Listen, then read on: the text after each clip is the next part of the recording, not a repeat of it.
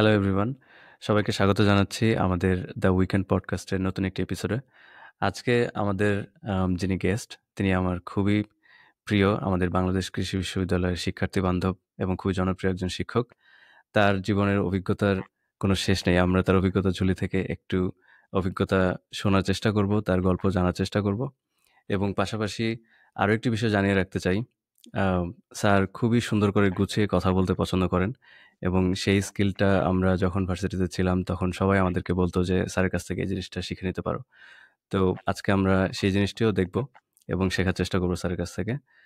তো আমি স্যারকে ওয়েলকাম জানাচ্ছি। স্যার আসসালামু আলাইকুম। আমার এই দ্য উইকেন্ড পডকাস্টে আপনাকে স্বাগত। ধন্যবাদ এনামুল। ওয়ালাইকুম সালাম। আমিও তোমাকে ধন্যবাদ জানাচ্ছি এবং উইকেন্ড পডকাস্টকে ধন্যবাদ জানাচ্ছি আমাকে সুযোগ এবং আমন্ত্রণ দেওয়ার জন্য এখানে এবং আমার জীবনের গল্পগুলো তোমাদের সাথে শেয়ার করার এই সুযোগটা দেওয়ার জন্য।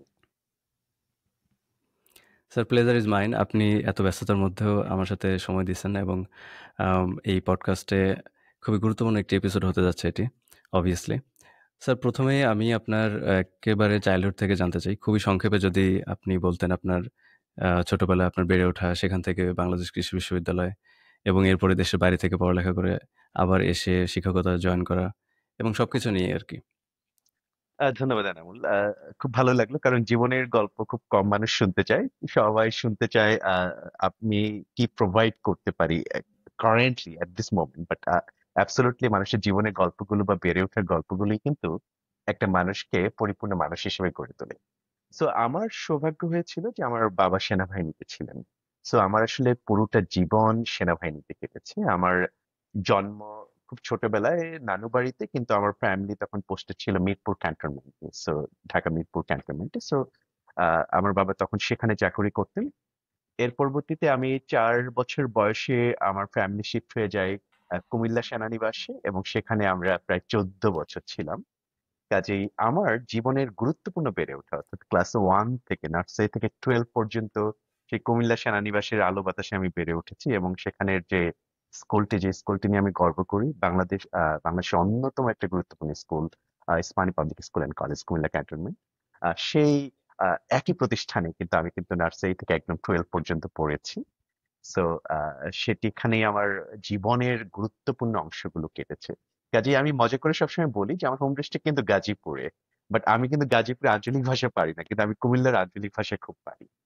সো যেহেতু সেনানিবাসে বড় হয়েছি, আমার এই জায়গাটিতে আমি খুব গুরুত্বপূর্ণ মনে করি। কারণ আমি সৌভাগ্যবান ছিলাম এই কারণে যে আমি কয়েকদিন আগেও একটা আলাদা পোস্টে এই কথাটি বলেছিলাম যে আমাদের সময়, আমি কিন্তু 90-এর দশকের কথা বলছি। আমি যখন প্রাইমারি স্কুলে ভর্তি হয়েছি সেটা 1985 এ। সো আমি 89 সালে অর্থাৎ প্রাইমারি বৃত্তি পরীক্ষায় অংশ নেই। সো আমি আসলে আমার বয়সটা সম্পর্কে একটা ধারণাও দিয়ে দিলাম দর্শকদের। সো সেই আমলে যখন আপনি ক্যান্ট পাবলিকের স্কুলগুলো, বিশেষ করে ইসমানী পাবলিক স্কুল কলেজ অনেক মানসম্মত একটা স্কুল ছিল। এখনো নিশ্চয়ই মানসম্মত আমি যতটুকু জানি। সো আমি কিন্তু ফার্স্ট মানে একদম জীবনের প্রথম দিকে আমি শিখেছি যে খাতার প্রথম পেজে লেখা যাবে না, ডায়েরির প্রথম পেজে লেখা যাবে না, মার্জিনের বাইরে লেখা যাবে না, আইন মেনে চলতে হবে, রুলস ফলো করতে হবে। চুল কখনো বড় রাখা যেত না, চুল কেটে দেওয়া হতো এবং একদিন যদি ক্লাসে না দেওয়া যাওয়া হতো কোনো কারণে, সেটার জন্য পানিশমেন্ট থাকতো। সো এই আইন কানুনগুলো ছোটবেলা থেকেই আমি পছন্দ করতাম, বা বা সেনানিবাসে বড় হওয়ার কারণে আর কি পছন্দ হয়ে গেছে। এবং সেই জায়গাটা আমার মনে হয় আমি যখন পেছনে ফিরে তাকাই যে আমার বর্তমান আমিকে এই জায়গাটিতে আসতে গুরুত্বপূর্ণ ভূমিকা পালন করেছে সেই সেনাবাহিনীর সেই নিয়মতান্ত্রিকের মধ্যে, নিয়মতান্ত্রিক যে বিষয়টি আছে তার মধ্যে বেড়ে ওঠা। সো আমি যদি মোটা দাগে বলি যে আমার পুরো প্রাইমারি স্কুল, হাই স্কুল এবং কলেজ যেহেতু সেনানিবাসে ছিল, সেনানিবাসের আইন কানুনগুলো পরবর্তী জীবনেও আমাকে আমাকে গুরুত্বপূর্ণ, মানে আমার যে আমিতে পরিণত হয় সেটাকে অনেকটা ফিগার আউট করেছে সেনানিবাসে সেই প্রাথমিকভাবে বেড়ে ওঠা। আমি যখন বিশ্ববিদ্যালয়ে ভর্তি হই, মজার ব্যাপার হলো আমি বিশ্ববিদ্যালয়ে ভর্তি পরীক্ষা দেই কুমিল্লা ক্যান্টনমেন্ট থেকে এসে, এবং এর মাঝে আবার আমার বাবা ট্রান্সফার হয়ে যান, সেটা হলো রংপুর ক্যান্টনমেন্টে। সো আমরা কিন্তু এই কুমিল্লা ক্যান্টনমেন্ট থেকে ভর্তি পরীক্ষা দিয়ে যখন বিশ্ববিদ্যালয়ে ভর্তি হতে এসেছিলাম, তখন আবার আমি এসেছি রংপুর ক্যান্টনমেন্ট থেকে, যেহেতু আমার family by this time shift হয়ে গেছে রংপুরে। এখানে একটু মজার একটা ব্যাপার আছে যে আমি ফার্স্ট ইয়ারে কিন্তু বাংলাদেশে আপনি জানেন যে বাংলাদেশ কৃষি বিশ্ববিদ্যালয়ে অনেকগুলো জেলা সমিতি আছে। ফার্স্ট ইয়ারে আমি কিন্তু কুমিল্লা জেলা সমিতি, ঢাকা জেলা সমিতি, গাজীপুর জেলা সমিতি এবং রংপুর জেলা সমিতি মেম্বার ছিলাম, কারণ আমি যেহেতু প্রত্যেকটি জায়গাতেই বেড়ে উঠেছি। সো চলে আসলাম বিশ্ববিদ্যালয়ে, শুরু হলো। আমি শহীদ নাজমুল হাসান হলের ছাত্র। সেটা নিয়েও মজার গল্প আছে। আমার খুব আগ্রহ ছিল তখন। আহ, আহ, তখন ছিল, এখন তো নাম চেঞ্জ হয়ে গেছে, তখন ছিল এটার নাম বঙ্গবন্ধু শেখ মুজিব হল। সো এটা একদম প্রথম হল ছিল আমাদের, 1997-98 শিক্ষাবর্ষে প্রথমে হলটা চালু করা হয়। এবং আমি তখন খুব দোয়া করে যাচ্ছিলাম যে যেন এই হলটা আমাকে দেয়া হয়। আনফরচুনেটলি আমাকে দেওয়া হচ্ছিল নাজমুল হাসান হলে, এবং আমি খুবই ফ্রাস্ট্রেটেড ছিলাম যে আল্লাহ, এই যেটা চাইলাম সেটা দিলাও না। কিন্তু আমি দেখলাম যে ভর্তি হবার পর, কারণ ভর্তি হওয়ার আগে তো কিছু জানা যায় না, ভর্তি হওয়ার পর আমি দেখলাম যে নাজমুল হাসান হলে আমার আমার যে মানে অ্যালটমেন্ট, এই অ্যালটমেন্টটা মনে হয় আমার জীবনের অন্যতম গুরুত্বপূর্ণ একটা, বলে না যে ভালো কিছু ঘটে, এই নাজমুল হাসান হলে সেই হুম। বিষয়টি আমার কাছে মনে হয় সেরকম একটা ব্যাপার ছিল। তো এই তো বিশ্ববিদ্যালয়ে ভর্তি হয়ে গেলাম। আহ তারপর ক্লাস করলাম, একটা সময় পাশ করলাম, বিশ্ববিদ্যালয়ে জয়েন করলাম। তো আমার মনে হয় এই জায়গাটিতে যদি আপনি একটু এই কোনো স্পেসিফিক প্রশ্ন করতে চান যে আমার শিক্ষা জীবনের ওই জায়গাটি সম্পর্কে, তাহলে বোধহয় আমি আরো বেশি স্পেসিফিক উত্তর দিতে পারবো আর কি। স্যার, আপনার শিক্ষা জীবনে আমরা আম আরো জানবো আ আ পডকাস্টটি আগাতে, আগাতে। তো শিক্ষা জীবনের শেষের দিক থেকে যদি আমি শুরু করতে চাই। আপনি আপনার বিশ্ববিদ্যালয় পর্যন্ত বললেন। আপনি বাংলাদেশের বিশ্ববিদ্যালয় শেষ করে এরপরে পাড়ি জমালেন লন্ডনে। সেখানে খুবই প্রেস্টিজিয়াস একটি ইনস্টিটিউটে আপনি পড়ালেখা করেছেন। আপনি মাস্টার্স শেষ করেছেন ওয়ান হেলথে এবং আপনি পিএইচডি করেছেন অ্যান্টিবায়োটিক রেজিস্ট্যান্স ইন টিউবারকুলোসিস। আ তো ওই ব্যাপারগুলো নিয়ে জানবো। আম আমাদের দর্শকদের খুবই কৌতূহল থাকে যে এরকম জায়গায় আমি পৌঁছবো কিভাবে? তো আমি ২ টো বিষয় জানতে চাই যে ওখানকার অভিজ্ঞতা কেমন ছিল? এবং যদি নতুন কেউ ওখানে যেতে চায়, তাহলে সে কোন স্টেপ ফলো করতে পারে? ধন্যবাদ। আমার মনে হয় এনামুল, আমি যখন গিয়েছিলাম তখন তো আসলে ইউটিউব ছিল না, ফেসবুক শুরু হয়েছে কিন্তু ফেসবুক ছিল না আসলে। 2006 আমার প্রথম ফেসবুক আস্তে আস্তে ইয়ে হয়। সো এখন স্টুডেন্টসরা আমাদের চেয়ে অনেক বেশি তথ্য জানে, যখন আহ, আমাদের আমলে ছিল না। এবং আমাদের আমলে কেয়ার মার্কেটে, যারা দর্শকদের জন্য, যে কেয়ার মার্কেট হচ্ছে কামাল রঞ্জিত মার্কেট, যেটি বাংলাদেশ কৃষি বিশ্ববিদ্যালয়ে একটা হাব বলা যায়, যে মার্কেটে সবকিছু মোটামুটি পাওয়া যায়। তো আমাদের ওই সময় একটা, কি বলে যেন, সাইবার ক্যাফে এই শব্দটাই হারিয়ে গেছে এখন। আমাদের সময় সাইবার ক্যাফে ছিল একটা, এবং ওখানে গিয়ে আমাদের আসলে ইমেল করতে হতো। যে প্রশ্নটি আপনি করলেন যে আমাদের কি প্রস্তুতি ছিল বা এখন কি প্রস্তুতি নেওয়া উচিত, আমাদের সময়ে চ্যালেঞ্জ ছিল দুই ধরনের। একটা হলো টেকনিক্যাল, আমরা তথ্যগুলো পেতাম না। আর সেকেন্ড হলো যে আমরা টেকনোলজিতে অনেক বেশি দুর্বল ছিলাম, বিকজ আমরা জানতাম না যে এই বর্তমান পরিবেশের সাথে, বর্তমান বিশ্বের সাথে তাল মিলাতে আমাদের আসলে কি কি জানা দরকার। কিন্তু এখনকার যদি আমি বলি যে আমি যে স্পেসিফিক প্রশ্নটি আপনি করলেন যে আরবিসি তে, আমরা সংক্ষিপ্ত ভাবে বলি যে আরবিসি তে বা ইউকে তে যদি কেউ যেতে চায়, তার কি কি প্রস্তুতি থাকা দরকার বা তার কিভাবে যেতে পারে। আমার সৌভাগ্য হয়েছিল আমি খুব তাড়াতাড়ি গিয়েছি, অর্থাৎ আমারটার সাথে একটু রিলেট করে বলি তাহলে সুবিধা হবে। এবং সেই ক্ষেত্রে আমি সিনজার উদাহরণটাও আনতে পারি হয়তো। সো কারণ আমি সব সময় দেখেছি কি, যারা দেশের বাইরে যেতে চায় তাদের মধ্যে একটা ফ্রাস্ট্রেশন কাজ করে। কিভাবে কাজ করে, একটু এনামেল এই জায়গাটা একটু বিস্তারিত ভাবে আমি একটু বলতে চাই, এবং আরবিসির শিওর স্যার। উদাহরণটা যে ফ্রাস্ট্রেশনটা কাজ করে। যদিও আমি জানি ছেলেমেয়েরা এখন আগের চেয়ে অনেক বেশি অ্যাওয়ার, কিন্তু মূল অ্যাওয়ারনেসটা তৈরি হয় লেভেল 5 এ এসে। তখন দেখা যায় মানে ভেটেরিনারি সায়েন্সের ক্ষেত্রে লেভেল 5 এ, অন্যান্য অনুষদের ক্ষেত্রে হয়তো বা লেভেল 4 এসে। তখন সে সিরিয়াসলি ভাবতে শুরু করে যে আমি তো বিসিএস দেওয়ার পরিকল্পনা ছিল, কিন্তু আমার পাশের ফ্লোরের উমুক ভাই তো ইউএসএ তে চলে গেল। তো আমাকে এখন ইউএসএ তে যাওয়া উচিত কিনা, আমার তো মুখস্থ বিদ্যা নাই, বা আমার এখন ভালো লাগতেছে না আর বিসিএস বা চাকরি পড়তে বা প্রাইভেট সেক্টরে যেতে। এই যে ডিসিশন ফ্যাটিগ, অর্থাৎ ডিসিশনটা নিতে সে 4 বছর সময় লাগালো, এইটা কিন্তু আমাদেরকে অনেক বেশি পিছিয়ে দেয়। সেকেন্ড হলো, আমি যখন ওই যে ওখানে এসে যখন প্রস্তুতি শুরু করলাম, তখন আসলে ওই প্রস্তুতি নেবার পর আমার আসলে বিদেশে যেতে যেতে, আপনি বিদেশে আছেন, সিনজা বিদেশে আছে, যারা দেখবেন আপনার পডকাস্ট, তাদের একটা বৃহৎ জনগোষ্ঠী স্টেক হোল্ডার কিন্তু তারা দেশে পাই। ওই প্রস্তুতিটার কারণে হঠাৎ করে দেখা যায় যে মাস্টার শেষ হয়ে গেল, আপনার এখনো বিদেশে যাওয়া কনফার্ম হলো না, কিন্তু আপনার কোনো বন্ধু দেশের বাইরে হয়তো চলে গেছেন কিংবা কেউ হয়তো চাকুরিতে চলে গেছেন। এটা কিন্তু তখন আপনি মিডল অফ নোহোয়্যার, আপনি আইদার বেকারও বলতে পারছেন না বা কিংবা বেকার, আবার চাকরির পরীক্ষা দিচ্ছেন না, দেশের বাইরে যেতে চাচ্ছেন কিন্তু দেশের বাইরে পাচ্ছেন না। মানে আপনি আসলে কোথায় আছেন, এটা বোধহয় তখন আসলে হারিয়ে যায়। এই ফ্রাস্ট্রেশনটা দূর করা সবচেয়ে বেশি দরকার। তো আমার ক্ষেত্রে যেটা হয়েছিল, ফরচুনেটলি আমি আসলে বিশ্ববিদ্যালয়ের শিক্ষক হয়ে গেছিলাম। আমি বিশ্ববিদ্যালয়ের ফার্স্ট সেমিস্টার, আপনি জানেন বাংলাদেশ কৃষি বিশ্ববিদ্যালয় বুয়েট সহ কয়েকটা টেকনিক্যাল বিশ্ববিদ্যালয়ের সুযোগ আছে। তো আমি আসলে মাস্টার্স এর ফার্স্ট সেমিস্টারে 3 মাস সময় আমি শিক্ষকতা পেশায় জয়েন করি। So that was I was bit lucky, এটা আমাকে সহযোগিতা করেছে। সো মাস্টার্স এর সময় আমি আসলে একই সময়ে শিক্ষক ছিলাম এবং ছাত্র ছিলাম। সো আমার মাস্টার্স শেষ হয়ে যায় 2006-এর আম, আম, আম, জুন মাসে। তখন জানুয়ারি জুন সেমিস্টার ছিল, চেঞ্জ হয়েছে। বাট আমার সেকেন্ড সেমিস্টারে আমি কমনওয়েলথ স্কলারশিপ পাই। আপনি জানেন Commonwealth is a very competitive scholarship. So আমি সেকেন্ড সেমিস্টারে কমনওয়েলথ স্কলারশিপ পাই এবং আমার বাকৃবিতে মাস্টার শেষ করার 3 মাসের মধ্যে সেপ্টেম্বরে আমি রয়্যাল বেটনি কলেজে জয়েন করি। সো মূল কথাটা যদি আসি, অনেকগুলো বিষয় এই কারণে কেন অবতারণা করলো। বিষয়টা হলো এই যে আপনি দেশের বাইরে যাবেন বা আপনার উদ্দেশ্য হলো দেশের বাইরে যাওয়া, হায়ার স্টাডিজ করা, সেই ক্ষেত্রে মূল প্রস্তুতিটা নেওয়া দরকার অনেক আগে। আমি অলওয়েজ বলি আমাদের স্টুডেন্টসকে, এটা অলওয়েজ সেকেন্ড ইয়ার থেকে শুরু হওয়া উচিত। এখন যদি কেউ আরবিসিতে বা যে কোনো জায়গায় যেতে চায়, তো সেকেন্ড ইয়ার থেকে হওয়া উচিত। কারণ বিদেশে যাওয়ার জন্য আপনারা আমার চেয়ে অনেক বেশি দক্ষ, কারণ আপনারা এখন লেটেস্ট ইনফরমেশন জানেন যে বিদেশে যাওয়ার জন্য একজন সুপারভাইজার আসলে কি কি বিষয় দেখেন। তার প্রধানতম বিষয়, দুটো বিষয় দেখেন। একটা হলো তার একাডেমিক সিজিপিএ, তার সিজিপিএ এর আসল অবস্থাটা কি। সেকেন্ড হলো তার কোনো রিসার্চ প্রোফাইল আছে কিনা। এমন না যে আপনাকে একদম ইম্প্যাক্ট ফ্যাক্টর জার্নালে পাবলিশ করে ফাটিয়ে দিতে হবে, সেরকম কিছু না, কিন্তু অ্যাটলিস্ট আপনার to some extend research experience আছে কিনা। এবং যত এভিডেন্স থাকবে, ফর এক্সাম্পল লাইক আপনি মানুষের সাথে মিলে পেপার পাবলিশ করেছেন নাকি একটা ছোট্ট জায়গায় নিজে ফার্স্ট অথর হিসেবে পাবলিশ করেছেন, এই ব্যাপারগুলো কিন্তু অনেক গুরুত্বপূর্ণ। সো রিসার্চ প্রোফাইল থাকা, আপনার একটা মানসম্মত সিজিপিএ থাকা। থার্ড হচ্ছে আপনার যে লিডারশিপ স্কিলস, লাইক আপনার কমিউনিকেশন স্কিলস আছে কিনা, আপনি বিভিন্ন অর্গানাইজেশন করেছেন কিনা, ইমার্জেন্সি পরিস্থিতিতে আপনি কিভাবে আহ, সমস্যাগুলো সমাধান করতে পারেন, কেন ওখানে কালচারাল শক একটা ইস্যু থাকে। সো এই বিষয়গুলো কিন্তু প্রত্যেকটা ইউনিভার্সিটিতে ইকুয়াল। আপনি আপনি রয়্যাল ভেটেরিনারি কলেজে যান, আপনি ইংল্যান্ডে যান, ইউএসএ তে যান, যেখানে। সো কেউ যদি যেতে চায়, প্রথমেই হচ্ছে তার লেভেল 2 তে এই প্রস্তুতিটা নেওয়া শুরু করা দরকার। এখন প্রশ্ন হলো, বাংলাদেশ কৃষি বিশ্ববিদ্যালয় একটা জায়গায় অনেকগুলো বিষয় আমরা এগিয়ে আছি, কিন্তু একটা জায়গায় আমরা কিন্তু মারাত্মক পিছিয়ে আছি।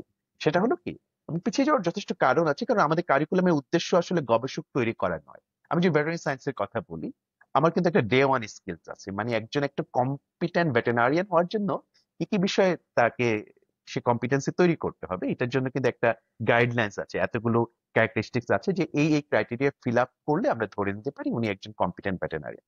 এবং একজন কম্পিটেন্ট ভেটেরিনারিয়ানের জন্য কিন্তু তার গবেষক হওয়ার যে ক্যারেক্টারিস্টিক্স গুলো, সেগুলো প্রয়োজন নেই। ছোটখাটো বিষয় আছে যে হয়তো বা তিনি ডায়াগনস্টিক যে রিপোর্ট ওটা পড়তে পারেন কিনা, ওটার ইন্টারপ্রিটেশন কি, সেটা পারেন। কিন্তু আমাদের শুধু এগ্রিকালচার ইঞ্জিনিয়ারিং অনুষদে একটা শুধু আছে, ওনাদের কিন্তু আন্ডার গ্রাজুয়েট লেভেল 3 মান্থস এর একটা কিন্তু প্রজেক্ট সেকশন আছে, আর বাংলাদেশ কৃষি বিশ্ববিদ্যালয়ে কোথাও নেই। আমি জানি বাংলাদেশে অনেকগুলো বিশ্ববিদ্যালয় একই রকম অবস্থা যে এই বিষয়টি নেই আন্ডার গ্রাজুয়েটে। বাট আমি মনে করি যে আন্ডার গ্রাজুয়েট, এবং এটা নিয়ে আমি আরো বিস্তারিত বলবো, আমি আশা করবো এটা নিয়ে আপনি আরো প্রশ্ন করবেন, যে আমি আশা করব যে আন্ডার গ্রাজুয়েট লেভেলে আপনি যে কোনো ভাবে একটা রিসার্চ প্রোফাইল আপনি তৈরি করবেন, কোনো শিক্ষককে অনুরোধ করে বা যে কোনো ভাবে কোনো একটা ডিপার্টমেন্টের সাথে বা মাস্টার্স বা পিএইচডি স্টুডেন্টদের সাথে ট্যাগ করে। So, এই বিষয়গুলো যদি প্রস্তুতি থাকে তাহলে কিন্তু আপনি বলতে পারেন রেডি। সেকেন্ড হলো আপনার হচ্ছে selecting the right university and right professor. এবং এইটা কিন্তু আপনার লেভেল 4 থেকেই শুরু করতে হবে। কেন লেভেল 4 থেকে শুরু করতে হবে? কারণ আসলে কি, এখন অবশ্যই আছে হায়ার স্টাডিজ অ্যাসোসিয়েশন বাংলাদেশ, আমাদের সময় ছিল না এরকম। আপনাদের ফেসবুক গ্রুপ আছে, আমার ছাত্র সিয়াম আর একটা চমৎকার গ্রুপ ও লিড দিচ্ছে। আপনি এখানে পডকাস্ট করে এই বিষয়গুলো করছেন। সো সবাই ভালো ভালো কাজ করছে, এখন স্টুডেন্টস অনেক বেশি অ্যাওয়্যার। বাট স্টিল নাও, আপনি যখন রিয়েলি একজন সুপারভাইজারকে লিখতে যাবেন, এই যে এই এক্সপার্টিসটা, এটা ডেভেলপ করতে কিন্তু অনেকদিন সময় লাগে। আপনি 10 জনকে লিখবেন, এমন ভাবে আপনি যতই থিওরি পড়ে লিখেন, আর আপনি যখন নিজে নিজে প্রথম লিখছেন, তখন কিন্তু পার্থক্য আছে। আস্তে আস্তে আপনি বুঝে যাবেন যে আপনার ভুলগুলো কি, কি ভুল হয়েছে। তো আমি মনে করি যে লেভেল 4 থেকে, অর্থাৎ আমাদের ভেটেরিনারি সায়েন্সের ক্ষেত্রে লেভেল 5, বা আপনার অন্য অনুষদে লেভেল 3 শেষের দিকে কোন একজন সুপারভাইজারকে লেখা যে আমার সিজিপি এই, সেকেন্ড আমার হচ্ছে আইএলটিএস আমি দিয়েছি বা দিচ্ছি, বা আইএলটিএস এই আমি পেয়েছি, থার্ড আমি আগামী সেমিস্টারে কিন্তু আন্ডার গ্রাজুয়েট পাস করব, এন্ড মাই এক্সপেক্টেড সিজিপিএ হচ্ছে ওই ফর এক্সাম্পল লেটস সে 3.5 বা 3.6, এবং আমি খুব ইন্টারেস্টেড, আমি আন্ডার গ্রাজুয়েট একজন স্যারের সাথে রিসার্চ করেছি, আমার এই গবেষণা এই, এবং আমার খুব ইচ্ছা আগামী বছর পাশ করে আপনার সাথে এই বিষয়ে গবেষণা করতে চাই। তাহলে যে ব্যাপারটি ঘটবে যে you are a prior connection with the supervisor. আরবিসির কথা যদি আমি স্পেসিফিকলি বলি, আরবিসি দুই ধরনের অফার লেটার দেয়, একটা হচ্ছে কন্ডিশনাল অফার লেটার, একটা unconditional offer letter. For example আপনি আজকে পাশ করলেন, পাশ করার সাথে সাথে যদি আপনি আরবিসি তে অ্যাপ্লাই করেন এবং কোন একজন সুপারভাইজার যদি আপনাকে, আমি যদি মাস্টার্স লেভেলের কথা বলি প্রথমে, তারপর পিএইচডি লেভেলের কথা বলবো। মাস্টার্স লেভেলে কোনো ইয়ের দরকার নেই, আপনার কোনো ধরনের সুপারভাইজারের দরকার নেই, যেহেতু মাস্টার্স গুলো টট অ্যান্ড রিসার্চের কম্বিনেশন। রিসার্চে যিনি সুপারভাইজার থাকবেন সেটি বিশ্ববিদ্যালয়ের পরে আপনাকে অ্যালোকেশন করে দেয় বা আপনি নিজে চুজ করতে পারেন।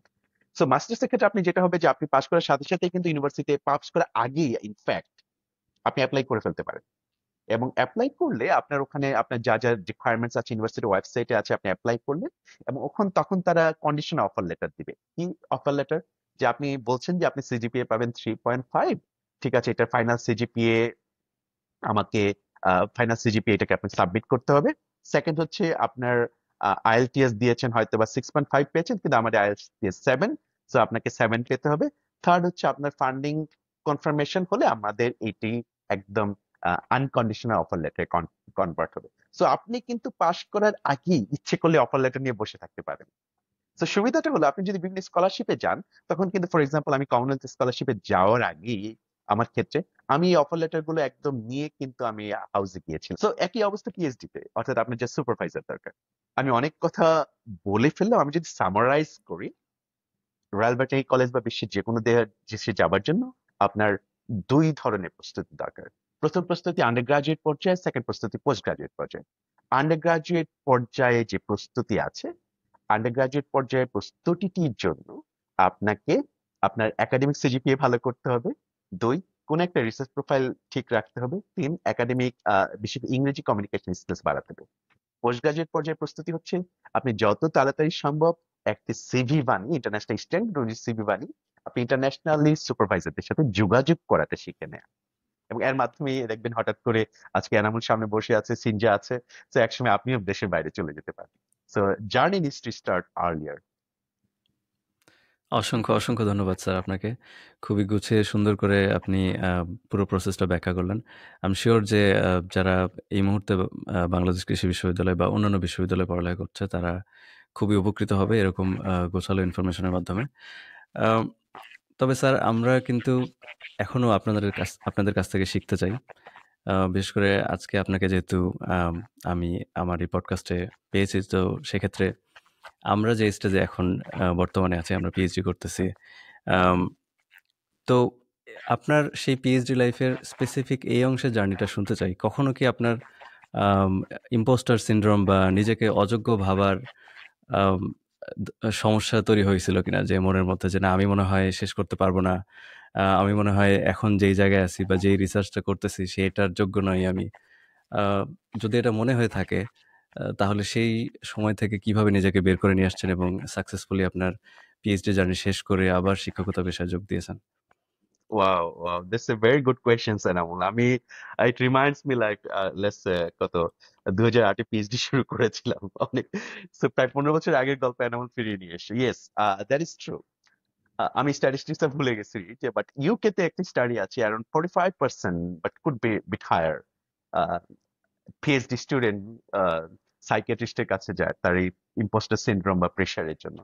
অ্যান্ড আমার ক্ষেত্রে ব্যাপারটা ব্যতিক্রম না। আমি যদি আমার এমএস এবং পিএইচডি একই ইউনিভার্সিটিতে হওয়া সত্ত্বেও আমার এমএস এর সময় আমার I did enjoy lot, like এটা একটা ফান জার্নি ছিল।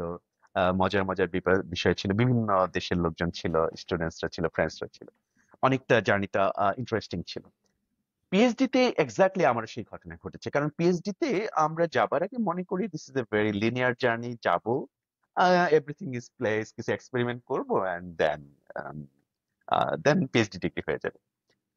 আমার সবচেয়ে শকড হয়েছিলাম আমি আমি যাওয়ার প্রথম মাসে আমার গ্রুপের একজনের রিসার্চ ইয়ে ছিল, পিএইচডি ডিফেন্স ছিল আর কি, এবং তার দুটো পেপার ছিল আমার এখানে মনে আছে। She was from, I think she was from Spain, yes, Spain, এবং তার দুটো পেপার ছিল, এবং উই আর ভেরি কনফিডেন্ট যে সে পিএইচডি ভালো করে উতরে যাবে, কিন্তু unfortunately she did fail, and they recommended for a masters. এবং এটা আমাকে শকড করে দিচ্ছে। মানে কি যে শকড হইছি আমি, মানে এটা এনামুল, এটা আমার পুরো লাইফটা আপস এন্ড ডাউন করে দিচ্ছে যে আরে আমি তো এই ইউনিভার্সিটি ছিলাম, আমার জন্য নতুন না, আমার জন্য কোনো কালচারাল শক না, কিন্তু পিএইচডিটা তো তাহলে আগের মতো না। সো দ্যাট ইজ ট্রু যে অনেক এক্সপেরিমেন্ট ফেল হয়েছে। প্রতিটা PhD student, there could be some exceptional students that different things, but আমি বলবো প্রায় সবাই পিএইচডি জার্নিতে। আমার সুপারভাইজার ইংল্যান্ডের একটা সুবিধা আছে, আমি জানি ইউএসএ একটু ডিফারেন্ট। ইংল্যান্ডে আবার একাডেমিক পার্টটা নাই পিএইচডির সময়। So that was bit like less pressure যে আপনি নিজের মতো ডিজাইন করতে পারবেন। আমার সুপারভাইজার প্রথম মিটিং এ বলে দিয়েছিল যে শিকদার, এইটা বাংলাদেশ, মানে ওকে আমি আন্ডার গ্রাজুয়েট, পোস্ট গ্রাজুয়েট, মাস্টার্সেও চিনতাম, কারণ মাস্টার্স সে আমার ক্লাস টিচার ছিল। যে শিখতে বাংলাদেশের চেয়ে, কারণ ও বাংলাদেশ সম্পর্কে খুব ভালো জানে, যে ও বাংলাদেশে কাজ করেনি যদিও, বাট ও এশিয়ান কন্টেক্সটটা ভালো জানে। এবং প্রথমে এসে বলে দিয়েছে যে পিএইচডিটা হচ্ছে তোমার নিজের রেসপন্সিবিলিটি, তোমার ডিগ্রি তোমাকে অর্জন করতে হবে, আমি শুধু তোমাকে গাইড করব। আমি কখনোই তোমাকে প্যারা দিব না, এখন যে প্যারা শব্দটা তখন ছিল না আর কি। তো প্যারা ট্যারা দিব না, তোমার ডিগ্রি তোমার কাছে এবং আমি শুধু তোমাকে গাইড করবো। এইটা কিন্তু আমাকে অনেক রিল্যাক্স করেছে। বাট ওই যে ইম্পোস্টার সিনড্রোম যেটা হয়, এটা নিয়ে ফেসবুকে অনেক মিম আছে পিএইচডি পোস্টার গ্রুপে। সব পিএইচডি স্টুডেন্ট প্রিটেন্ড করে কনফারেন্সে গিয়ে যে wow you are, he is the great in his field and everything is great fine. আপনি, তুমি যদি বলো হ্যাঁ কি চলছে এক্সপেরিমেন্ট, হ্যাঁ ওয়াও ওয়ান্ট ওয়েল, সবকিছু রেডি আছে, সবকিছু ঠিকঠাক আছে। এবং সব পিএইচডি স্টুডেন্ট, আমি ভুল হতে পারি, there could be some different, but আমরা আসলে অনেকটা প্রিটেন্ড করি during our PhD journey everything is fine. The true sense is everything is not fine, but আমরা কোপ করা শিখে গেছি, আমরা সার্ভাইভ করা শিখতেছি। So yes, in my case আমি সাইকিয়াট্রিস্টের কাছে গিয়েছিলাম। কেন গিয়েছিলাম? কারণ একটা সময় আমার এক্সপেরিমেন্ট একদমই কাজ করছিল না এবং আমি খুব আপসেট হয়ে গেছি। আর আমার জন্য এমন আরেকটা আপসেটিং ব্যাপার ছিল, আপনি জানেন, আপনি বাকৃবি থেকে গিয়েছেন, এখানে তো সবার পিএইচডি আছে। আমি শুধু কল্পনা করতেছিলাম যে আমি যদি ফিরে আসি এবং আমার সাথে যদি পিএইচডি না থাকে, আমি তো বাকৃবিতে মুখ দেখাতে পারবো না। এই যে অবস্থাটা, মানে দুই ধরনের চ্যালেঞ্জ, একটা হলো impostor syndrome, that you are not fit in the academic journey in Ukraine, and secondly যে আপনি আসতেছেন, ফিরে আসে দেখতেছেন যে আপনি একটা কমিউনিটিতে আছেন যেখানে সবার পিএইচডি আছে, আপনার নাই। এন্ড এই যে স্ট্রেসটা, এটার জন্য আমি আসলে সত্যি আহ, খুবই খুবই আমার কিছুটা খারাপ সময় কেটেছিল। আমার কয়েকদিন আগে আমার স্টুডেন্ট, সে এখন বেলজিয়ামে পিএইচডি করছে, exactly she called me and she was literally crying because PhD জার্নিতে অনেক সময় কিছু চ্যালেঞ্জ হয়, সেই চ্যালেঞ্জ গুলো তার জন্য আরো বেশি চ্যালেঞ্জ হয়ে যাচ্ছিল। সো এই ইম্পোস্টার সিনড্রোম সবারই হয়, সবাই এই জার্নির মধ্য দিয়ে যায়, বাট সবাই সার্ভাইভ করে। সো আপনি বা আপনার মাধ্যমে আপনার এই উইকেন্ড পডকাস্ট যারা দেখতেছেন, সবার জন্য এই পিএইচডি জার্নির এই কষ্টটা সবার সমান। আমরা সবাই ফেক করছি। আমার পিএইচডি জার্নিটা খুবই আনন্দে কাটছে, কোনো প্রেশার নাই, everything is going as plan. কিন্তু আপনি যেমন প্যারার মধ্যে আছেন, আমরা সবাই প্যারার মধ্যে আছি। কিন্তু আমি বিশ্বাস করি আমরা সবাই যেই জার্নিটার মধ্য দিয়ে যাচ্ছেন as a student, as a PhD student, দিন শেষে সফলতা আমাদের আসবেই এবং সেই স্বপ্নকে নিয়ে আমাদের এগিয়ে যেতে হবে। এবং আপনার মতো এই স্ট্রেস নিয়ে সবাই সফল হয়েছে, আপনিও সফল হবেন। স্যার, আমি আরেকটা প্রশ্ন করার লোভ সামলাতে পারছি না এই মুহূর্তে। যদিও আমি এক্সাক্ট টার্মিনোলজিটা এই মুহূর্তে ভুলে গেছি। সেটা হচ্ছে যে আম এটার মিনিংটা অনেকটা এরকম যে আমি কাজ করতেছি প্রত্যেকদিন। কিছু, কিছু টাস্ক আমার শেষ হচ্ছে। But at the end of the day আমার মনে হচ্ছে কিছুই আগায় নাই। এটাও একটা খুবই কমন প্রবলেম আমাদের পিএইচডি বা গ্র্যাজুয়েট স্টুডেন্ট যারা আমরা আছি এখানে। আমি অনেকের সাথে কথা বলছি, শুধু বাংলাদেশী না, বাংলাদেশের বাইরে যারা অন্যান্য দেশের স্টুডেন্ট যারা এখানে আছে সবার সেম প্রবলেম। তারা সকালে অফিসে আসতেছে, হয়তো তার পেপার লেখার কোনো কাজ আছে বা তার ল্যাবের এক্সপেরিমেন্ট চলতেছে কিছু একটা। সে যখন বিকেলে বের হচ্ছে এখান থেকে, তার মনে হচ্ছে না খুব একটা কিছু আগায় নাই, তেমন কিছু হয় নাই আসলে আজকে সারাদিনে। তো এই ব্যাপারটা আপনার সাথেও কি হয়েছে কিনা, বা এখান থেকে আপনি বের হয়ে আসছেন কিভাবে?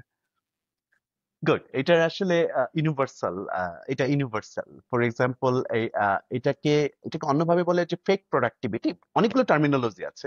সো ফেক প্রোডাক্টিভিটি মানে হলো যে আমিও ভুল হতে পারি, যে এটা পিএইচডি জার্নির কথা বাদ, এখন যখন আমি অফিস করছি, আমি সারাদিন অফিস করলাম 9টা থেকে, যদি আমাদের টাইম ওই রকম ইয়ে না, আপনি জানেন। সো মনে করুন আমি তো একটু লেট করে অফিস থেকে বের হয়ে, আপনি জানেন আমি সন্ধ্যার পরে অফিস থেকে যাই। সো যদি আমি ওই দিনেরটা চিন্তা করি, আমি কি করলাম, খুব বেশি খুঁজে পাই না কিছুটা, যে আসলে আমি কি করলাম।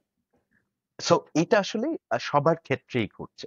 এটা আপনার বিগার গোলের কাছে, আমি জাপানিজ যেমন কাইজেন আছে, সো এটা আপনার বিগার গোলকে কি বলে এটাকে অ্যাড্রেস করছে কিনা আমি একটু বুঝিয়ে বলছি। মনে করুন যে একজন পিএইচডি স্টুডেন্টের এই মাসে তার একটা এক্সপেরিমেন্ট কমপ্লিট করতে হবে, and the experiment could be wrong, like could be wrong long, মানে অনেকগুলো ফেজ আছে এক্সপেরিমেন্ট। সো আপনি যদি দেখা যায় যে কোনো একদিন সেই এক্সপেরিমেন্টের 1% বা 2% শেষ করলেন, আরেকদিন 1 বা 2% শেষ করলেন, so you are on the right track, আপনার এটা নিয়ে টেনশন করার কিছু নেই। কিন্তু আমাদের ক্ষেত্রে যে ব্যাপারটি, কিংবা পেপার লেখার কথা বলছেন, যে আপনাকে আপনার সুপারভাইজার বললেন যে নেক্সট টিউসডে আপনাকে পেপার দিতে হবে, সো আপনি প্রতিদিন একটু ভাগ করে নিয়েছেন কিনা যে আজকে হয়তো ইন্ট্রোডাকশনে কিছু অংশ লিখবো, বা ম্যাথডস এর অংশটা ইজি, এটাকে আগে একটু লিখে শেষ করে ফেলি। সো আপনি কি ভাগ করে করে শেষ করছেন কিনা, এইটা গুরুত্ব। আমাদের ক্ষেত্রে যেটা হয় কি, ধরুন আমাদের প্রায় সবার ক্ষেত্রেই যেটা ব্রায়ান ট্রেসির একটা কনসেপ্ট আছে, eat the frog, and if you have to frog, eat the worst frog first.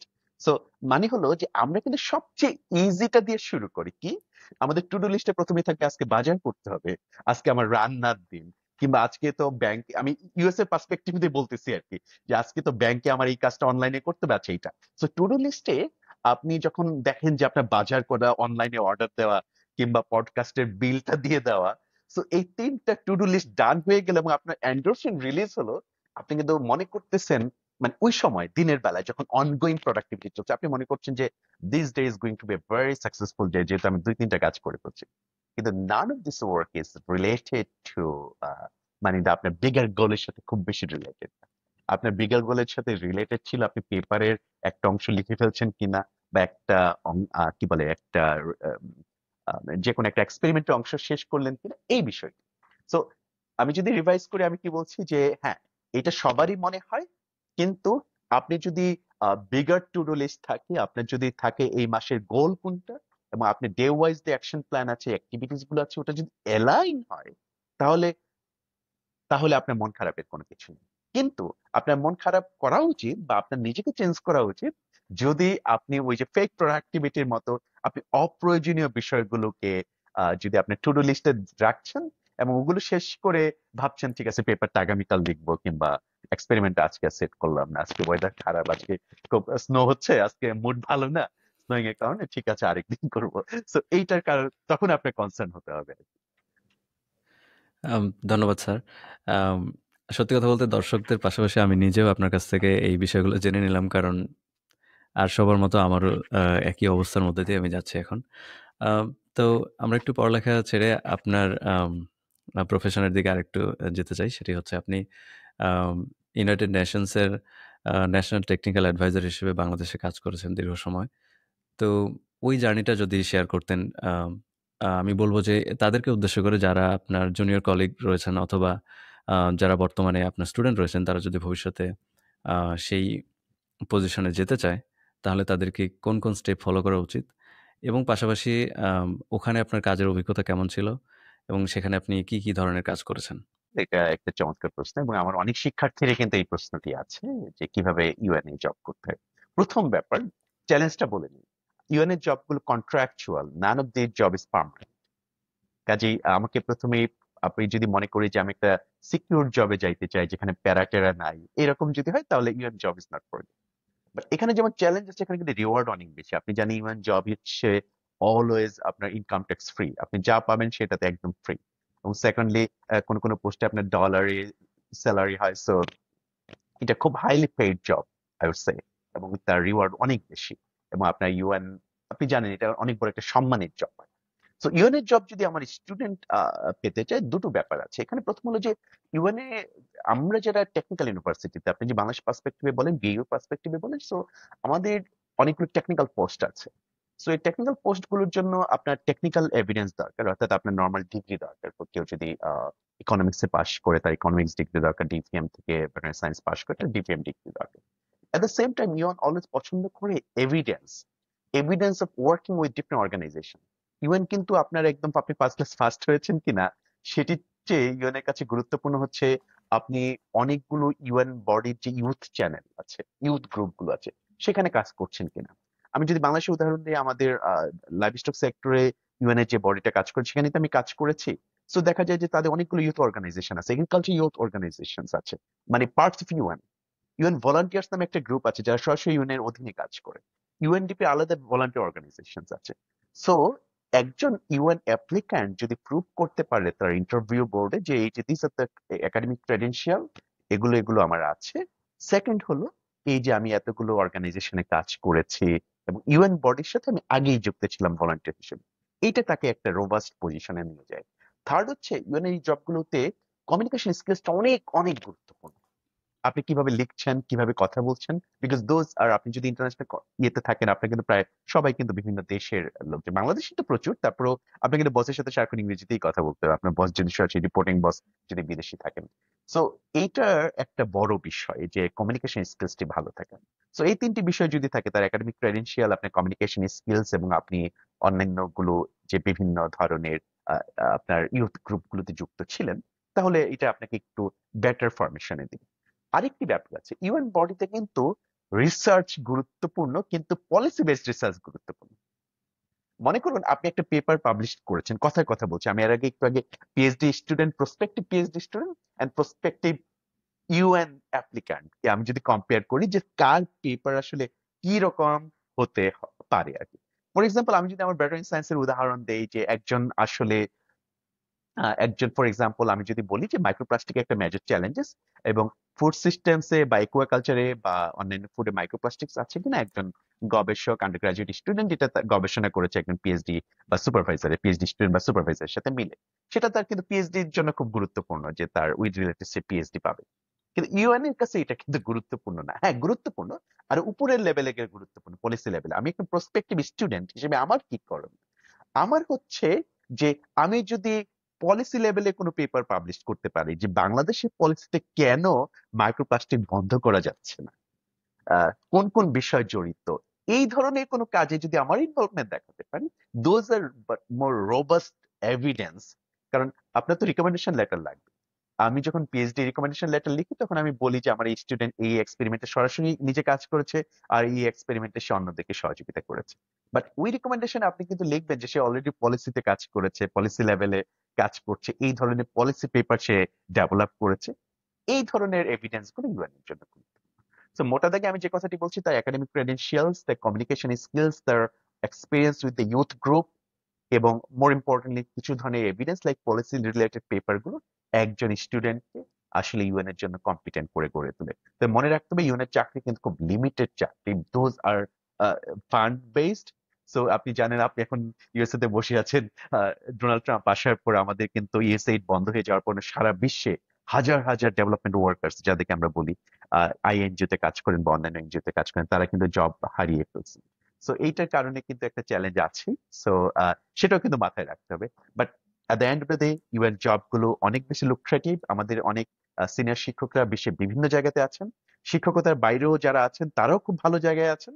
এই মুহূর্তে বাংলাদেশের এফএও, ফুড এন্ড এগ্রিকালচার অর্গানাইজেশনের যে অ্যাসিস্ট্যান্ট এফএও আর মানে সেকেন্ড ম্যান বাংলাদেশে, তিনি কিন্তু বাংলাদেশ কৃষি বিশ্ববিদ্যালয়ের গ্রাজুয়েট ইঞ্জিনিয়ার ফ্যাকাল্টি। সো আমাদের লোকজন, আমাদের গ্রাজুয়েট অ্যালুমনাইরা ভালো ভালো জায়গায় আছে। বা দিন শেষে আপনাকে চুজ করতে হবে, আপনি যদি এই চ্যালেঞ্জটা নিতে চান, অবশ্যই অনেক বেশি রিওয়ার্ড আছে। কিন্তু মনে রাখতে হবে যে চ্যালেঞ্জটিও কিন্তু অনেক বেশি প্যারাদায়ক, কিন্তু চ্যালেঞ্জটি নিতে চাইলে reward is available for you. Sir সেক্ষেত্রে আপনি কি সাজেস্ট করবেন যে কোনো একটা জবের পাশাপাশি ইউএনের জবের জন্য ট্রাই করতে? যেরকম আপনি শিক্ষকতা পেশায় ছিলেন, তারপরে পাশাপাশি আপনি অ্যাডভাইজার হিসেবে কাজ করেছেন ইউএনের সাথে। গুড, এইটা এনামল গুড কোয়েশ্চেন। এটা অলওয়েজ সেফ। মানে বিশ্ববিদ্যালয় বা গভর্নমেন্টে, আপনি জানেন শুধু বিশ্ববিদ্যালয় না, গভর্নমেন্টে অনেক লোক ইউএন এর চাকরি করতে আসে।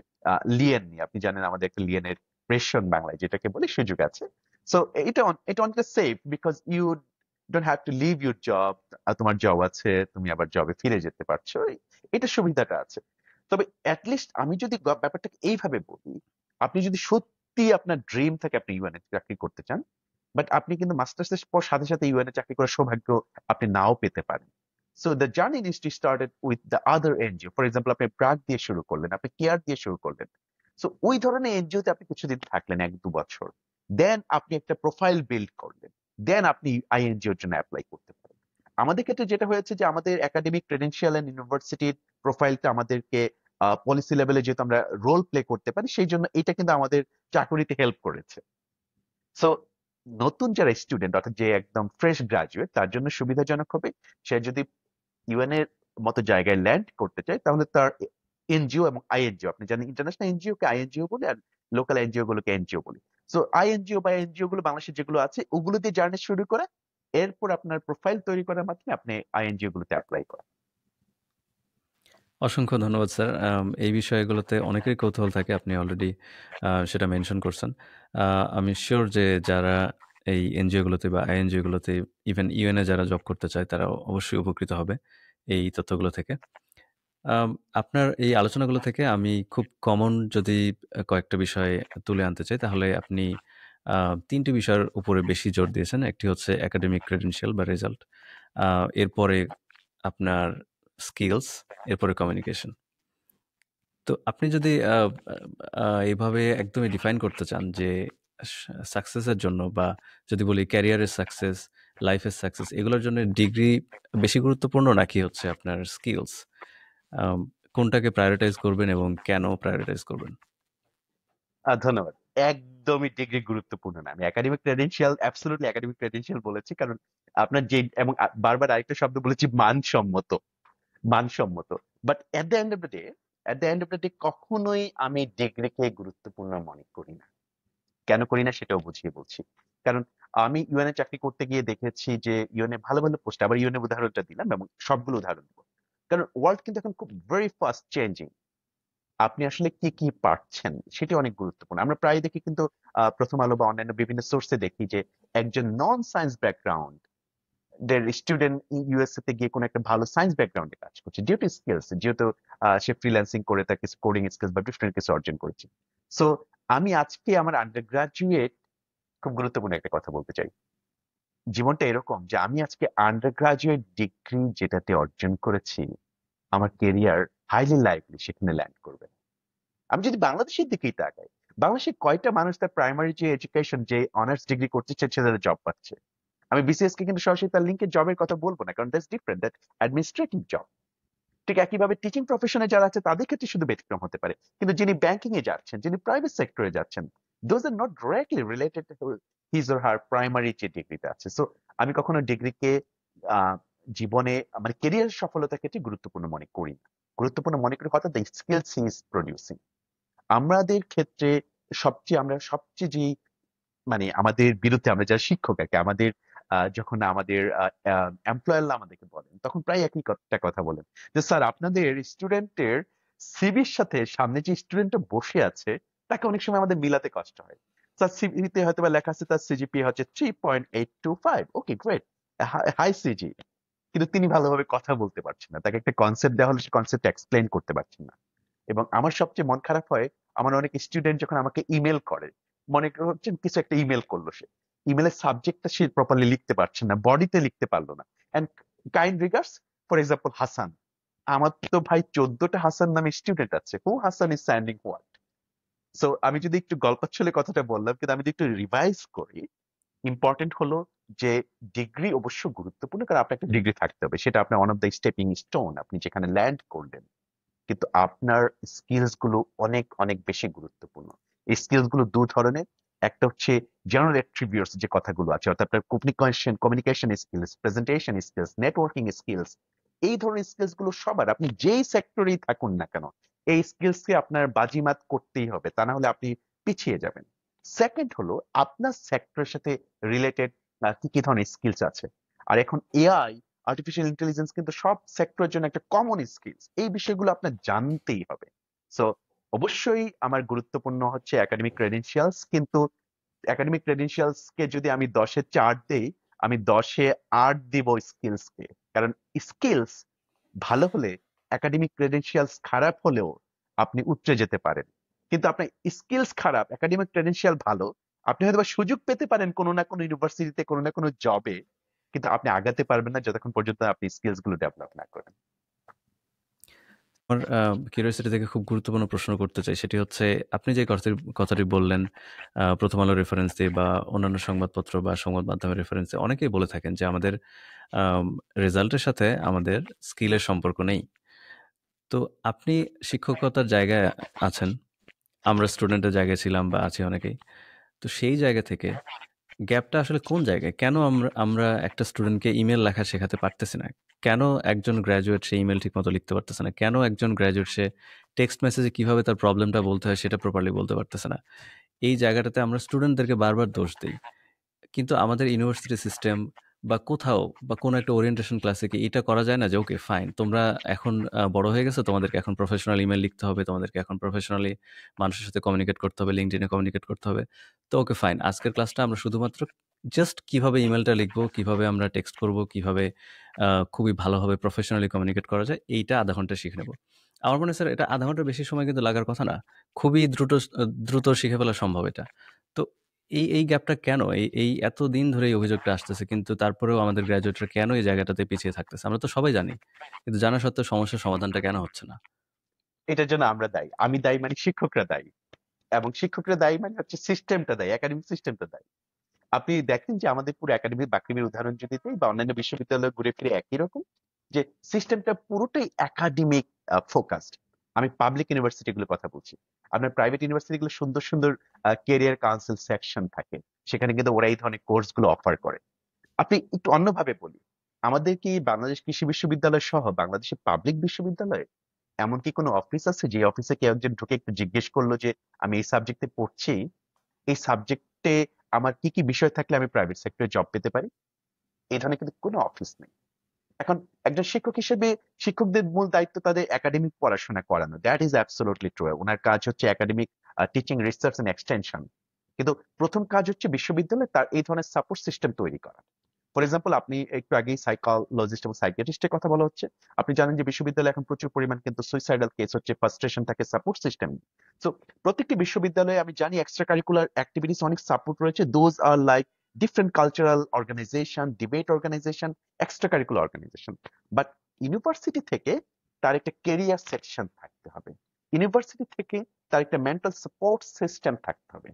ইউনিভার্সিটি থেকে তার এই ধরনের একটা অফিস থাকতে হবে, যেখানে প্রত্যেক স্টুডেন্টকেই মোটামুটি ভাবে এই ধরনের সাবজেক্ট গুলোকে, স্কিলস গুলোকে, যেগুলো একদম প্রাইমারি স্কিলস লাইক ইমেল লেখা, কমিউনিকেশনস করা, এই বিষয়গুলো তাদেরকে জানানো। কাজেই আমি যদিও শিক্ষক, এজ এ শিক্ষক আমি কিছুটা দায়িত্ববোধ আমার ঘাড়ে নিয়েছি। কিন্তু বিষয়টা হলো, তো আমি তো আমার ক্লাস বন্ধ করে আমি ইমেল শেখাতে পারি না। কারণ আমার ক্লাসের তো আমার ওয়ার্কলোড আছে, আমার ওটাকে শেষ করতে হবে। কিন্তু প্রধান দায়িত্ব হচ্ছে বিশ্ববিদ্যালয়ের যে এই সাপোর্ট সিস্টেমটা তৈরি করা, যে তিনটি সিস্টেমের কথা বললাম, এটি করলে আমাদের স্টুডেন্টরা আগেই জানতে পারবে। এবং এটি বিশ্ববিদ্যালয়গুলো নেই দেখে আমি নিশ্চিত জানি একটু পরে আপনি স্কুল অফ এসেনশিয়াল স্কিলস নিয়ে আমাকে প্রশ্ন করবেন। আমি যখন দেশের বাইরে গিয়েছি, আপনার সাথে আমার দীর্ঘ একটি সময় কেটেছে, আমরা একসাথে বিশ্ববিদ্যালয়ে ছিলাম। আমি যখন প্রথমবার মাস্টার্স করতে রয়্যাল ভেটেরিনারি কলেজে যাই, আমার কিন্তু 7 দিন একটা ট্রেনিং হয়েছিল। কিরকম ট্রেনিং? যে কিভাবে আমাকে লিখতে হবে, অর্থাৎ প্রশ্নের উত্তর কিভাবে লিখতে হবে, ডিফাইন, কি বলে, ডেসক্রাইব, এক্সপ্লেন, এগুলোর মধ্যে যে পার্থক্য আছে, এই শব্দগুলো মানে কি, কোনটা হলে কিভাবে লিখতে হবে। আমার এখনো মনে আছে যে আমি পাবমেড সার্চ, যেহেতু আমি মাস্টার্স করে গিয়েছিলাম বাংলাদেশে, আমি মোটামুটি পাবমেড সার্চ সম্পর্কে জানতাম। কিন্তু পাবমেড সার্চ করে, তখন শুধু পাবমেডই ছিল, অন্যান্য ডেটাবেস গুলো ছিল না, ওগুলো শুরু হয়েছিল পরে। তো সার্চ কিভাবে করতে হবে, অ্যান্ড অর দিয়ে কিভাবে সার্চ করতে হবে, এগুলো কিন্তু আমাকে আরবিসি তে শেখানো হয়েছে।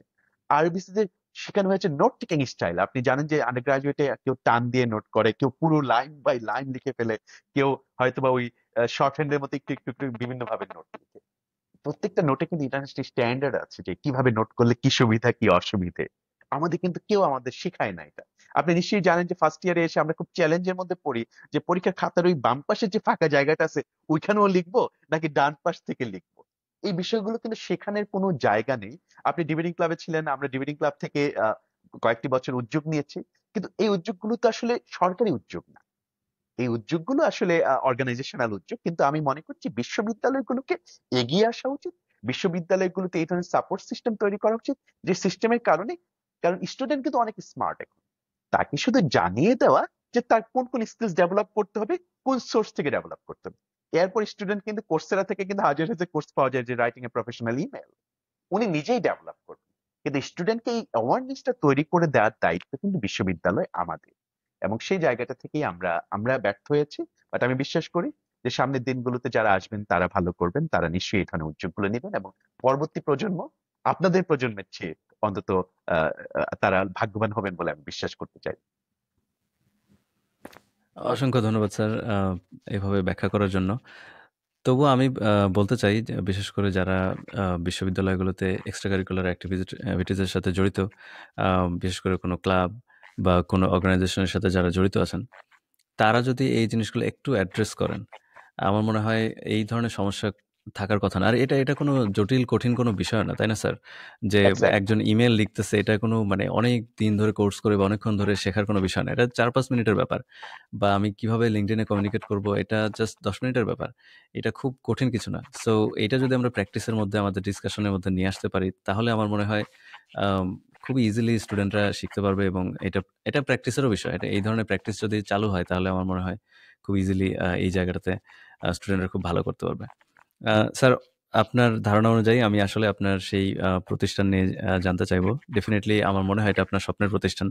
আপনি স্কুল অফ এসেনশিয়াল স্কিল নিয়ে আপনি কাজ করছেন। আপনার YouTube এ বা আদার সোশ্যাল মিডিয়াতে আমি আপনার কনটেন্ট গুলো দেখি। আমি সিউর যে স্টুডেন্টরা উপকৃত হয় এখান থেকে। আমি জানতে চাই যে আপনার এই বিষয়গুলো নিয়ে কাজ করার পিছনের আ চিন্তাটা কি ছিল? এবং বর্তমানে এটার অগ্রগতি কতদূর আসলে? আপনি কিভাবে স্টুডেন্টদের ফিডব্যাকটা শুনে আপনার কি মনে হয় যে কতদূর তারা আপনার কাছ থেকে উপকৃত হচ্ছে এবং এটার ফিউচার প্ল্যান আপনার কি রয়েছে? ধন্যবাদ আনামুল। এটা আমার আসলে একটা স্বপ্ন যে স্কুল অফ সোশ্যাল স্কিলস। এটার আসলে যাত্রা শুরু হয়েছে যখন থেকে যে প্রশ্নটা আপনি আগেই করেছেন। আমি যখন থেকে দেখতে পেয়েছি যে স্টুডেন্টসরা আমি বিদেশ থেকে ফিরে আসার পর আমি আমি আসলে একজন শিক্ষকের না একটা প্রোফাইল গড়ে ওঠে তার আন্ডার গ্রাজুয়েট বা সে যখন আন্ডার গ্রাজুয়েটে ছিল তখন থেকে। যেহেতু আমি আন্ডার গ্রাজুয়েট পর্যায় থেকেই মূলত বিভিন্ন অর্গানাইজেশন গুলোতে যুক্ত ছিলাম, সেই জায়গাটা থেকে আসলে আমার আন্ডার গ্রাজুয়েটেও আমি অনেক বেশি স্টুডেন্ট ফ্রেন্ডলি ছিলাম, অর্থাৎ স্টুডেন্ট ওয়েল কানেক্টেড ছিলাম, যে কারণে আমি যখন লেকচারার হয়েছি তখনও কিন্তু একই রকম ছিলাম এবং বিশ্ববিদ্যালয়ে পিএইচডি করে ফিরে আসার পরেও কিন্তু আমার সেই একটা প্রোফাইল ছিল এবং আমি স্টিল লাভ যে স্টুডেন্টসরা তাদেরকে সহযোগিতা করার জন্য। এবং সেই জায়গাটা থেকে কিন্তু আমি 2014 সালে এসে খুব ফ্রাস্ট্রেটেড হয়ে যাই যখন আমি দেখি যে আমার স্টুডেন্টের জন্য কোনো সাপোর্ট সিস্টেম নেই, যে আলোচনাটি একটু আগে আসলো। আমার স্টুডেন্টরা আমাকে এসে প্রথমেই জিজ্ঞেস করে যে স্যার কিভাবে দেশের বাইরে যেতে চাই। আমি কিন্তু আজ থেকে প্রায় 10-11 বছর আগের কথা বলছি। কিভাবে দেশের বাইরে যেতে পারি, কিভাবে ইমেল করতে পারি। এখন যেমন আপনাদের ফেসবুকে গ্রুপগুলো রয়েছে তখন কিন্তু এতটা ছিল না। কাজেই স্টিল নাও কিন্তু সবাই কিন্তু তার জায়গা থেকে সিদ্ধান্ত নিতে চায়। এখনো কিন্তু প্রায় সময় আমার স্টুডেন্টরা এসে বলেন যে স্যার আমার পারিবারিক অবস্থা এই, আমি কি দেশের বাইরে যাওয়া উচিত হবে নাকি বাংলাদেশে থাকা উচিত হবে? কারণ তাকে কিন্তু এই মেন্টরিং করার আমাদের কোনো মেন্টরিং সিস্টেম নেই।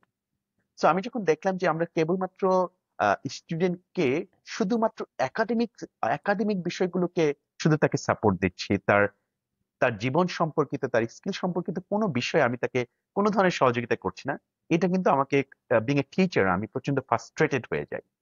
এবং তখন থেকে আমার মনে একটা চিন্তা আসে যে আমরা আসলে কি করতে পারি। হ্যাঁ, মাঝে মাঝে কোনো কোনো অর্গানাইজেশন আমাকে ডাকে, তাকে হয়তোবা তারা হয়তোবা এই ধরনের কোনো একটা স্কিল নিয়ে কথা বলতে বলে আমি একবার কথা বলে আসলাম, আবার কেউ ডাকলে একটু কথা বললাম, কিন্তু আমার মনে শান্তি হচ্ছিল না যে অ্যাকচুয়ালি আমরা কোনো সিস্টেম তৈরি করতে পারি কিনা। এবং সেই জায়গাটা থেকেই কিন্তু আমরা স্কুল অফ এসেনশিয়াল স্কিল শুরু করি। এটা করতে অনেক দেরি হয়ে যায়, আমরা আসলে কোভিড এর থেকে এটা যাত্রা মূলত শুরু হয়। এর আগে আমরা ইনফরমালি কিছু কাজ করছিলাম, কিন্তু কোভিড থেকে আমরা আসলে কিছু ইউটিউবে ভিডিও বানিয়ে শুরু করা এবং আম পরবর্তীতে আমার কিছু অনলাইন এবং অফলাইন ট্রেনিং সেশন করা। আমরা কিছু সাকসেসফুল ইভেন্ট করেছি। গত বছর আমরা সারা বাংলাদেশে আন্ডার গ্রাজুয়েট ব্রিলিয়ান্স ব্লিজ করেছিলাম, যেটি ওই আন্ডার গ্রাজুয়েট পর্যায়ে একজন শিক্ষার্থী আসার পর তার কি কি স্কিলস দরকার সেই সম্পর্কিত। সারা বিশ্ব থেকে আমরা 21 জন স্পিকার নিয়ে এসেছিলাম এবং 28 ঘন্টার একটা কোর্স ছিল এবং 750 পার্টিসিপেন্ট ছিল। সো আমরা খুব সাকসেসফুল কিছু কিছু ইভেন্টস করছি। আমরা কিছু ভিডিও করছি। সবচেয়ে স্কুল অফ এসেনশিয়াল স্কিলস এর সবচেয়ে বেশি সুবিধাটা হলো কি, যেটা আমি ইউএন এ গিয়ে আমি বুঝতে পেরেছি, আমি কেবলমাত্র বাকৃবির না, আমরা বাকৃবি একটা দিক দিয়ে সৌভাগ্যবান। বাংলাদেশের আমি দায়িত্ব নিয়ে বলছি, বাংলাদেশের বেস্ট টিচিং কি বলে টিচিং ফ্যাকাল্টি গুলো এবং রিসার্চ ফ্যাকাল্টি গুলো বাকৃবিতে আছে। মানে কালেকটিভলি বলি, অন্যান্য জায়গায় হয়তো বা অনেকেই আছেন, কিন্তু এজ এ কালেকটিভলি। কিন্তু আমি যদি বলি বাংলাদেশ কৃষি বিশ্ববিদ্যালয় বেস্ট গ্রাজুয়েট তৈরি করছে পারছে কিনা, সেই জায়গাটা কিন্তু আমরা কম্পিটিশনের মধ্যে আছি। সো আমি এইটা থেকে স্কুল অফ এসেনশিয়াল স্কিলস এর মাধ্যমে আমার যেটা, যে আমি যে কথাটা কেবলমাত্র বাকৃবিতে বলতে পারি, এই কথাটা আমি বাংলাদেশের সব শিক্ষার্থীর মাধ্যমে অনলাইন এবং অফলাইন স্কুল এসেনশিয়াল স্কিলস এর মাধ্যমে আমি পৌঁছে দিতে পারি। হ্যাঁ, এটা নিয়ে আমার যে স্বপ্নের কথা, এই স্বপ্নটা হলো যে আমি এটাকে আরো বেশি ফ্লারিশ করতে চাই। আমি এটাকে অনেকটা বিশ্ববিদ্যালয় লেভেলের শিক্ষার্থীদের জন্য একটা ব্র্যান্ড হিসেবে দাঁড় করাতে চাই, যেন এক্সট্রা কারিকুলার যে স্কিলস গুলো সম্পর্কে তাদের যদি কোথাও যাওয়ার প্ল্যাটফর্ম দরকার হয়, স্কুল অফ এসেনশিয়াল স্কিলস যেন সেই প্ল্যাটফর্ম হয়। এরপর যে একটা বিষয় জানিয়ে রাখি যে ভেরি রিসেন্টলি আমরা উদ্যোগ নিচ্ছি এ মাসের মাঝামাঝি সময় থেকে আমরা একটা মেন্টাল সাপোর্ট সিস্টেম তৈরি করছি স্কুল অফ এসেনশিয়াল স্কিলস এর মাধ্যমে, যেখানে অ্যানোনিমাস ভাবে যে কেউ স্কুল অফ এসেনশিয়াল স্কিলস এ আগেই প্রশ্ন সাবমিট করতে পারবে, অ্যানোনিমাস ভাবে তার মানসিক বিষয়গুলো নিয়ে। আপনি যে ব্যাপারটি বলেছেন ইম্পোস্টার সিনড্রোম, যেগুলো আমরা শেয়ারও করতে পারি না, ঠিক নাম উল্লেখ না করে পুরো বিষয়টি তিনি আমাদের জানাতে পারেন। আমরা এগুলোকে নিয়ে ফেসবুক এন্ড ইউটিউব লাইভ করব, কারণ একই প্রশ্ন কিন্তু অনেকের সমস্যা, অনেকেই হয়তো বা সেই প্রশ্নগুলো থেকে উপকৃত হবে। সো আমরা একাডেমিক এর বাইরে extra academic extra curricular skill based যা যা সাপোর্ট সিস্টেম স্টুডেন্টের দরকার হয়, সেই ধরনের একটা সাপোর্ট সিস্টেম এবং মেন্টাল সাপোর্ট সিস্টেম, এই ধরনের একটা একটা ডোমেইন, একটা সাপোর্ট সিস্টেম আমরা তৈরি করতে চাই স্কুল অফ এসেনশিয়াল স্কিলস এর মাধ্যমে। আসলে একটা কথা বলে না যে গ্রেট টিচার ইন্সপায়ার, আমি মনে করি আমার কাজ শুধু পড়ানো না, আমার কাজ হচ্ছে মানুষ তৈরি করা। কারণ হলো আমি আজকে যা পড়াচ্ছি, আমার যে সাবজেক্টে আমি পড়াচ্ছি তার চেয়ে অনেক ভালো এআই পড়াতে পারে, ইউটিউবে এর চেয়ে ভালো ভালো ভিডিও আছে। সো আমার উপস্থিতি গুরুত্বপূর্ণ না, আমার গুরুত্বপূর্ণ উপস্থিতিটা হলো এটাই, আমি আমার শিক্ষার্থীকে স্বপ্ন দেখানো, যে তিনি আসলে কোথায় যেতে পারেন, কোথায় যাওয়া যায় তারই তারই বর্তমান প্রোফাইল নিয়ে, এবং এগিয়ে যাওয়ার জন্য তার কি কি বিষয় জানা দরকার। এই জানানোর জায়গাটাই, আমি ক্লাসে হয়তো ইন্সপিরেশন দিতে পারি না, দেওয়ার সুযোগ ও সময়ও থাকে না, কিন্তু স্কুল অফ এসেনশিয়াল মাধ্যমে এই ইন্সপিরেশনটা সব শিক্ষার্থীর মাধ্যমে পৌঁছে দেওয়ার জন্যই আমার এই স্বপ্নের প্রতিষ্ঠান স্কুল অফ এসেনশিয়াল স্কিলস। অসংখ্য, অসংখ্য ধন্যবাদ স্যার। আপনি এত বড় একটি উদ্যোগ নিয়েছেন। আমি সিউর যে স্টুডেন্টরা সেখান থেকে উপকৃত হচ্ছে। এর সাথে আমার একটু অ্যাডিশনাল প্রশ্ন বা কিউরিওসিটি আ ছিল অনেকদিন ধরে। সেটা হচ্ছে যে আমরা বাংলাদেশে এখন যে প্রবলেমটা দেখি যে বিশেষ করে এইচএসসি লেভেলে যে স্টুডেন্টরা, আমি বলব যে ২০২০ সাল থেকে তাদের পরীক্ষা ঠিকমতো হয় না এবং আম সে জায়গা থেকে ওখানে তাদের যে স্কিল সেট, তাদের যে নলেজ বেস তৈরি হওয়ার কথা, সেইটা ঠিকমতো হয়তোবা হচ্ছে না। আমি অনেক জায়গা থেকে সেরকম শুনি এখন।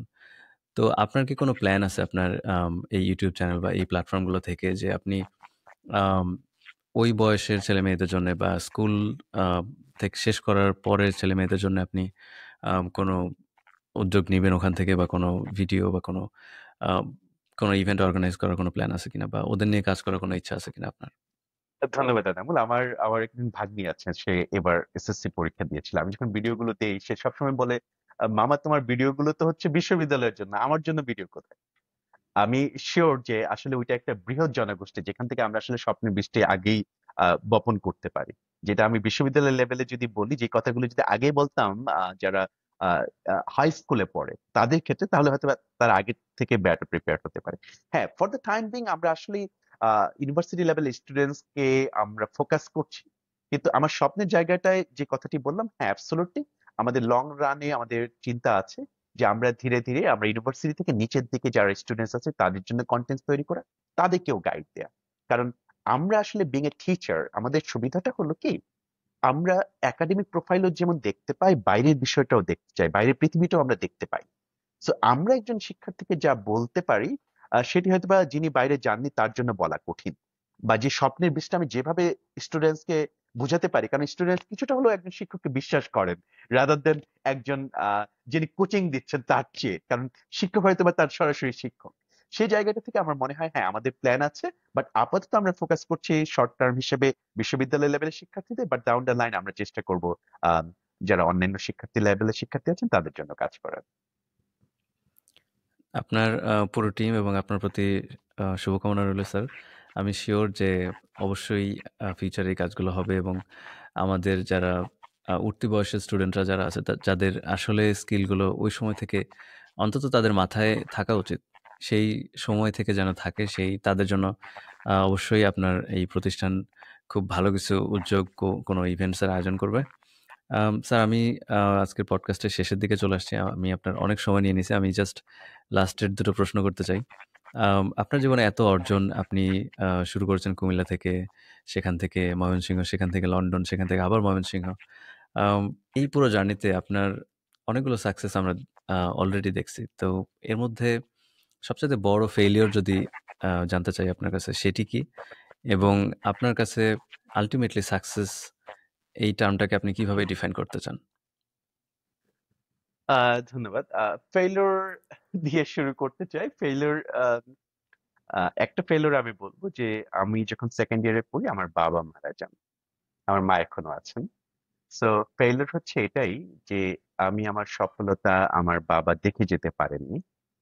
এটি আমাকে এখনো কষ্ট দেয় এবং এটি আমার জীবনের অনেক বড় একটা ফেইলিউর।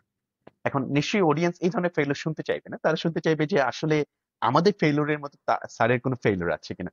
তাহলে অনেকগুলো ফেইলিউর আছে। সেটি না বলে একটা পিক করি যাতে স্টুডেন্টসরা অনেক বেশি মোটিভেটেড হয়। সেটা হলো যে আমি কিন্তু মেডিকেলে চান্স পাইনি। So that was a big failure. কিন্তু এখন কিন্তু আমার অধীনে মাস্টার্স এবং পিএইচডি করে মেডিকেলের ডাক্তাররা। সো আমি এটি বুঝাতে চাচ্ছি যে ফেইলিউর জীবনে পার্শিয়াল, অর্থাৎ সেই ফেইলিউরকে তখন মনে হয়েছে যে এটার জন্য আমি ব্যর্থ হয়ে গেছি। কিন্তু জীবন আপনাকে এমন জায়গায় পৌঁছে দিবে যে আপনার সেই ফেইলিউরটা আপনার জন্য সফলতার একটা বীজ বপন করবে। তো ফেইলিউর নিয়ে হতাশ হয়ে গেলে চলবে না। সৃষ্টিকর্তা আপনাকে যেখানে পৌঁছে দেয় আপনি সেখানে পৌঁছে যাবেন। সো আপনি আপনার প্রসেসটি ঠিক রাখছেন কিনা, গোলটি ঠিক আছে কিনা, এটি গুরুত্বপূর্ণ। সফলতা একেকজনের কাছে একেক রকম। তবে আমার কাছে সফলতা হলো কি, আমি বিশ্ববিদ্যালয়ের শিক্ষক হয়েছি, কত টাকা ইনকাম করছি, বা কোন জবে আছি, গাড়ি কিনছি কিনা, বাড়ি করছি কিনা, এটি আমার কাছে আহ, সফলতা নয়। আমি না সাদগায়ে জারিয়াতে বিশ্বাস করি। অর্থাৎ আহ, আমি আসলে কতজন মানুষের জীবনে পরিবর্তন আনতে পারবো। আমি আম, ইসলাম পালন করি, কাজে ইসলামকে বিশ্বাস করি। কাজে আমার কাছে সফলতা দুইটা জিনিস সফলতা, একটা হলো ইহকালীন সফলতা এবং আরেকটা হলো পরকালীন সফলতা। আমি জানি যদি এটা ইসলামিক ডিসকাশন নয়, but this is A real meaning আছে এখানে। ইহকালীন সফলতা হচ্ছে আপনি যেই সেক্টরে কাজ করুন, আপনি দিন শেষে কতজন মানুষের উপকার করে যেতে পারবেন, কতজন মানুষের জীবনে আপনি গুরুত্বপূর্ণ রোল প্লে করতে পারবেন, এটাকে আমি ইহকালীন সফলতার কথা বলছি। আর পরকালীন সফলতা হচ্ছে আপনি যেই ধর্মেরই হন না কেন, আপনি কি সত্যিকার অর্থে, কারণ দিন শেষে আমাকে সবাইকে মৃত্যুবরণ করতে হবে, সো আপনি কি সেটার জন্য প্রস্তুতি নিয়েছেন কিনা, সে বিষয়টি আপনার জন্য অনেক অনেক অনেক গুরুত্বপূর্ণ। সো আপনাকে আমি, আমার কাছে সফলতা ইহকালীন এবং পরকালীন দুটো সফলতার সম্মিলিতই কে আমি সবসময় সফলতার কথা বলবো।